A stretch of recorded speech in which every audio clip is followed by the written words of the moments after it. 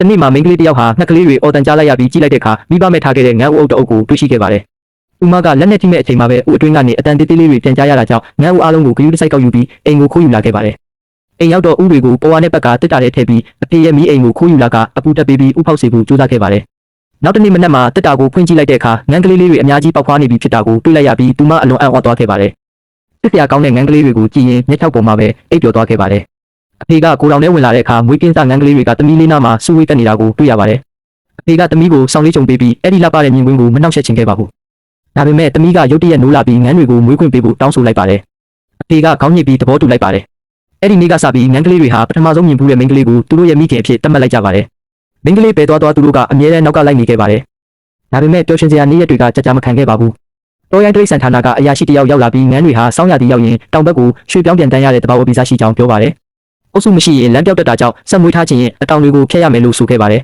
။အရာရှိကကိရိယာတွေထုတ်လိုက်တာကိုမြင်တဲ့အခါမိန်းကလေးကထိတ်လန့်ပြီးအလျင်အမြန်တားဆီးလိုက်ပါတယ်။သမီးရဲ့ဝမ်းနည်းမှုကိုမြင်ရတဲ့အဖေကလည်းဒေါသထွက်သွားပြီးအရာရှိကိုမောင်းထုတ်လိုက်ပါတယ်။အဲ့ဒီနေ့မှာအဖေကသမီးရဲ့မော်တော်ဆိုင်ကယ်နောက်ကိုတတန်းနဲ့လိုက်နေတဲ့ငန်းတွေကိုကြည့်ရင်အကြံတစ်ခုရသွားခဲ့ပါတယ်။ငန်းတွေကိုဥဆောင်မဲ့အုပ်စုမရှိရင်သူကိုယ်တိုင်လေရင်မောင်းပြီးတောင်ဘက်ခီးစဉ်ကိုဥဆောင်ပေးမယ်ဆိုတဲ့အကြံပါပဲ။သမီးရဲ့သဘောတူညီချက်ရပြီးနောက်နှစ်ယောက်သားစီစဉ်ကိုချက်ချင်းစတင်ခဲ့ကြပါတယ်။အစပိုင်းမှာငန်းတွေကမိန်းကလေးကိုပဲယုံကြည်ပြီးငန်းဝတ်စုံဝတ်ထားတဲ့အဖေကိုလုံးဝဂရုမစိုက်ကြပါဘူး။ဒါပေမဲ့သမီးရဲ့စိတ်ရှည်လက်ရှည်လေ့ကျင့်ပေးမှုကြောင့်နောက်ဆုံးမှာတော့အဖေနောက်ကိုလိုက်ဖို့လက်ခံလာကြပါတယ်။အချိန်ကြာလာတာနဲ့အမျှငန်းတွေအတောင်မွေးဆုံလာပြီးပြန်တန်းဖို့အသင့်ဖြစ်လာကြပါတယ်။အဖေကလေရင်မောင်းကငန်းတွေကိုကောင်းကင်ပေါ်ခေါ်ဖို့ကြိုးစားပေမဲ့ငန်းတွေကမလုံမရှက်ရက်နေကြပါတယ်။သမီးဘလောက်ပဲခေါ်မပြန်ကြပါဘူး။နောက်ဆုံးမှာတော့သမီးကအဖေမတတိထားမိခင်လေရင်ကိုကိုယ်တိုင်မောင်းပြီးကောင်းကင်ပေါ်တက်သွားခဲ့ပါတယ်။ငန်းတွေကသမီးကိုမြင်တာနဲ့ချက်ချင်းအတောင်ဖြန့်ပြီးနောက်ကလိုက်ပြန်တန်းလာကြပါတယ်။ဒါပေမဲ့သမီးမှာလေရင်မောင်းတွေ့ကြုံမရှိသေးတာကြောင့်မကြခင်မှာပဲခြံစည်းရိုးတစ်ခုကိုဝင်တိုက်မိသွားပါတယ်။အဖေကထိတ်လန့်သွားပေမဲ့ကံကောင်းစွာနဲ့သမီးကဘာတန်ရာမှမရခဲ့ပါဘူး။ဒီဖြစ်ရဲ့နောက်ပိုင်းအဖေကပိုလုံကြုံနဲ့လေရင်တစင်းဝယ်ပေးဖို့ဆုံးဖြတ်လိုက်ပါတယ်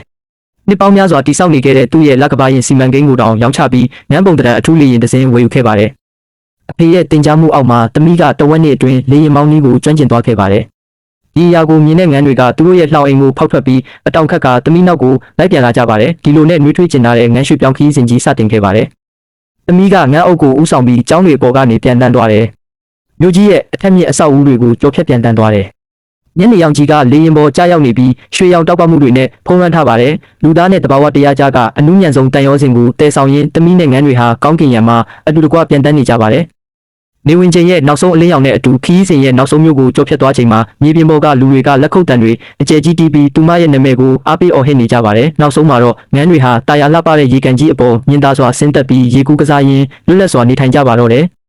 ဒီမျိုးထွေးလာတဲ့ဇလန်းကိုကြည့်ပြီးနောက်တင်လဲဒီဖြူစင်ကျင်လာတဲ့အဖော်လေးတွေကိုချစ်မိသွားပြီလား